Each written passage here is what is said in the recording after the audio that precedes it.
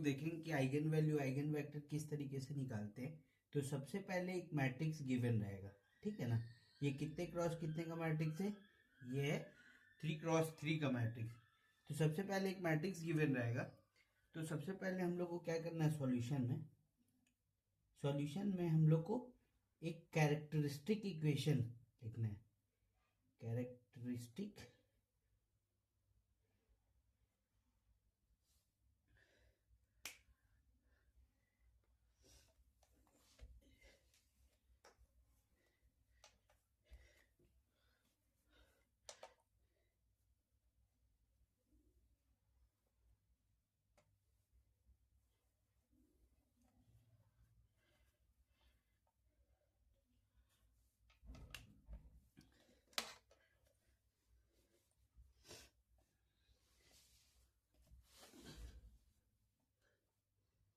आज हम लोग देखेंगे आइगन वैल्यू आइगन वेक्टर कैसे निकालते हैं।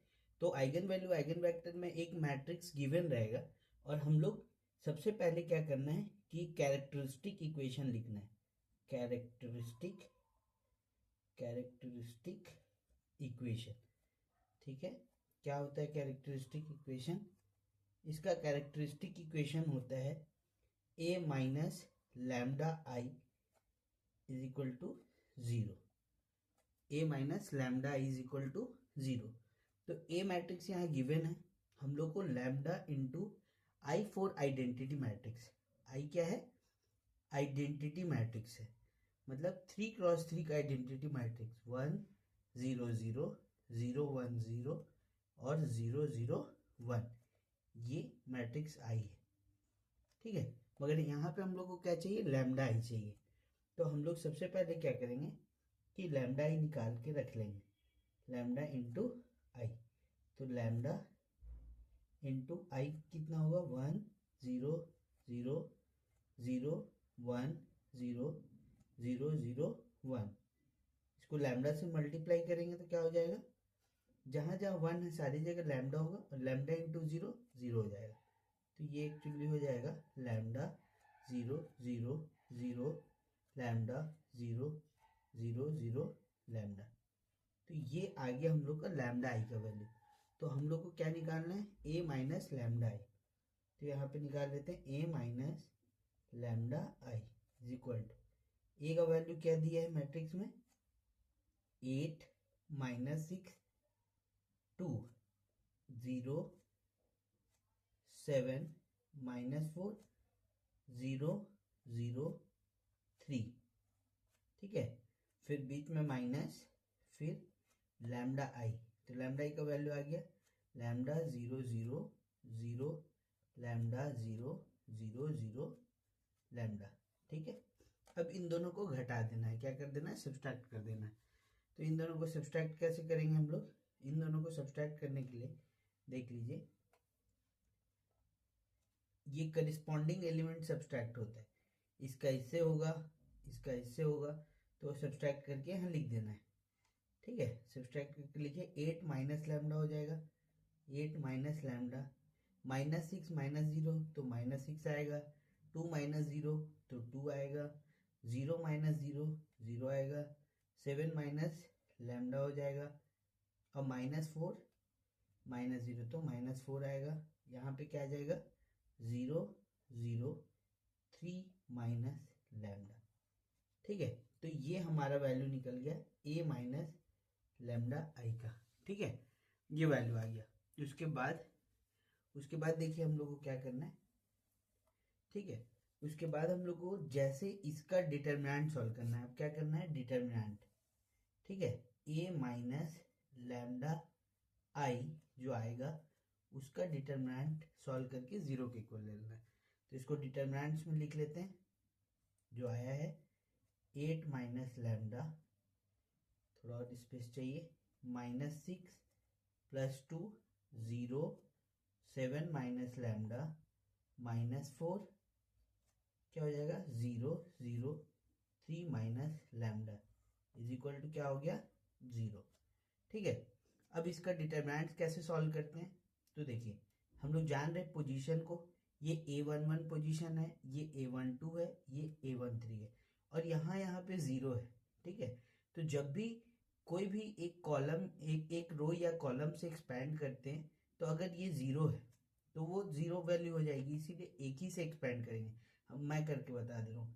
सबसे पहले फर्स्ट रो से एक्सपैंड कर रहे तो क्या लिखेंगे, 8 माइनस लैम्डा ब्रैकेट में first row first column cut हो जाएगा तो 7 माइनस लैम्डा इंटू इससे इसका इंटू होगा और 3 माइनस लैम्डा।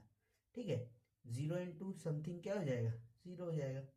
ये पहला हो गया। फिर ये करने के बाद फिर क्या होता है, बीच में एक माइनस साइन रहता है। फिर हम लोग माइनस, हम इस तरीके से भी एक्सपैंड कर सकते हैं, इस तरीके से भी एक्सपैंड कर सकते हैं। तो हम लोग क्या कर रहे हैं, कॉलम से एक्सपैंड कर रहे हैं। ठीक है, क्यों एक्सपैंड कर रहे हैं कॉलम से, क्योंकि कॉलम में 2 ठो जीरो है, जहां पे जीरो रहेगा वहां का वैल्यू क्या हो जाएगा, जीरो हो जाएगा, क्योंकि जीरो इंटू समथिंग अगर करेंगे तो जीरो हो जाएगा।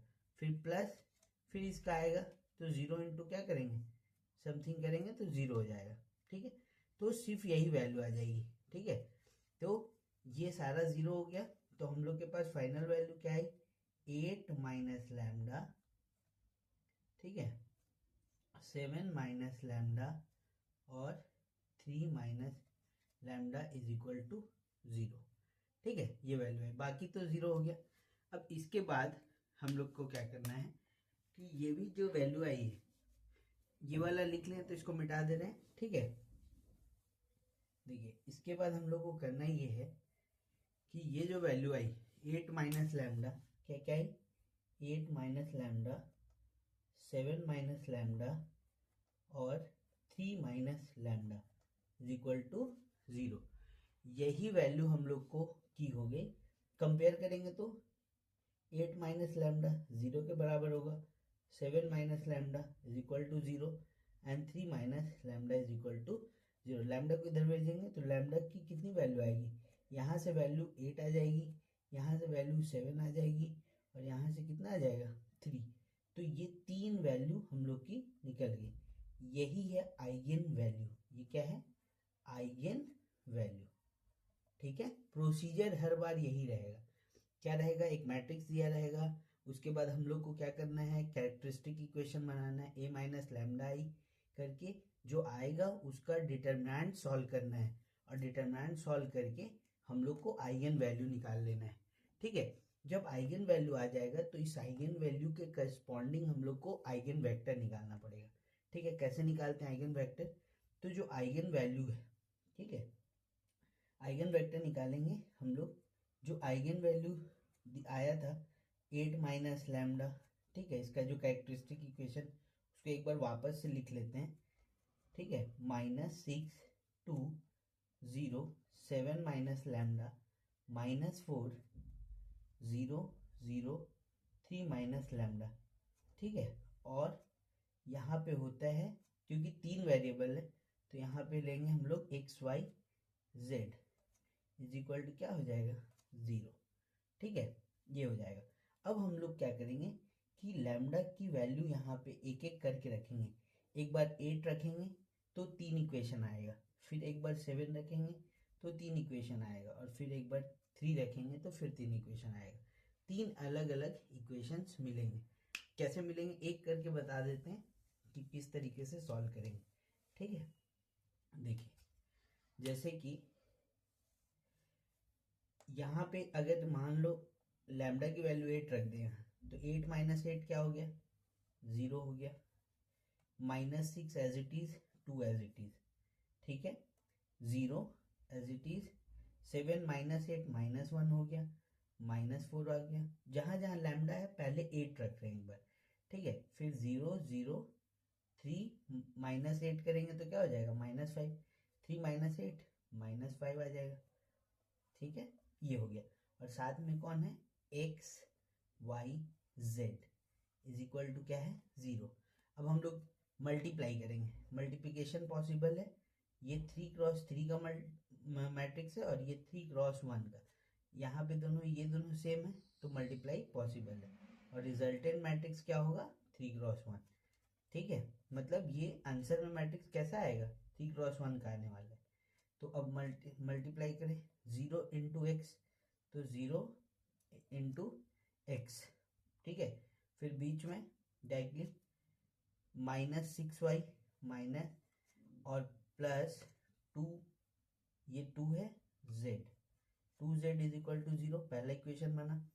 फिर इसका इससे multiply 0 into x minus 1 into y minus 4 into z is equal to 0, ठीक है। तीसरा इक्वेशन क्या बनेगा, 0 into x plus 0 into y plus नहीं माइनस हो जाएगा -5z is equal to 0।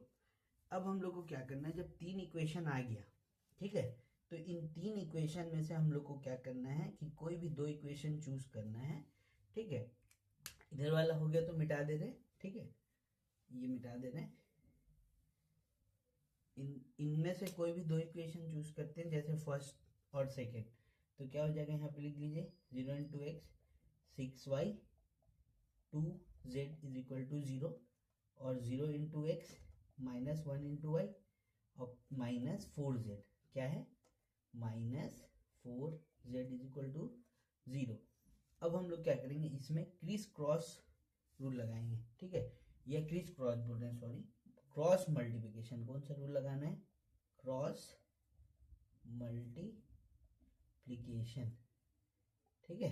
Cross multiplication में क्या करते थे, x को ढक देंगे तो x अपॉन क्या करते थे, इसका इससे मल्टीप्लाई, मतलब -6 इंटू -4, फिर बीच में एक माइनस रहता था, फिर -1 इंटू -2 -1 इंटू 2, ठीक है, इज इक्वल टू, फिर फॉर्मेट में y के सामने एक माइनस रहता था, ठीक है। अब y ढकेगा तो 0 इंटू समथिंग 0, 0 इंटू समथिंग 0, तो यहाँ 0 आ जाएगा। z ढक दो, इसका इससे मल्टीप्लाई इसका, तो यहाँ पे भी क्या आएगा 0, इसको किसके इक्वल लेना है, k के इक्वल लेना है। अब इसको सॉल्व कर लेते हैं, तो x अपॉन क्या आ जाएगा, x upon minus minus plus 24 और माइनस माइनस प्लस 2, ठीक है, इज इक्वल टू, यहाँ पे -y या डायरेक्टली -0 कर देंगे तो 0 ही आ जाएगा, और z इज इक्वल टू भी 0 इज इक्वल टू k। तो यहाँ पे फाइनल क्या आएगा, यहाँ पे मैं ऊपर में लिख देता हूँ इसके, यहाँ पे, यहाँ अगर क्लियरली नहीं दिख रहा है, x अपॉन क्या आएगा 26, x upon 26 is equal to y upon 0 और z upon 0 is equal to k।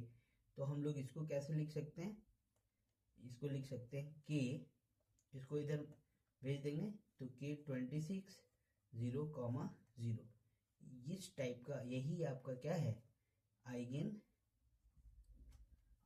Vector, ये क्या है, आइगन वेक्टर, ठीक है। तो इस तरीके से हम लोग को, एक बार अभी हम लोग कौन सी वैल्यू रखे थे, +8 रख के देखे थे। अब जो आइगन वैल्यू है, अगली आइगन वैल्यू है 7, तो एक बार 7 रख के देखेंगे, फिर 3 है तो 3, जो भी आइगन वैल्यू आई है उसके करस्पॉन्डिंग एक एक बार 3 इक्वेशन आएगा, उसमें से कोई भी 2 से निकाल के हम लोग आइगन वेक्टर निकाल सकते हैं। तो इस तरीके से हम लोग आसानी से eigen value and eigen vector solve कर सकते हैं। Thank you for watching this video.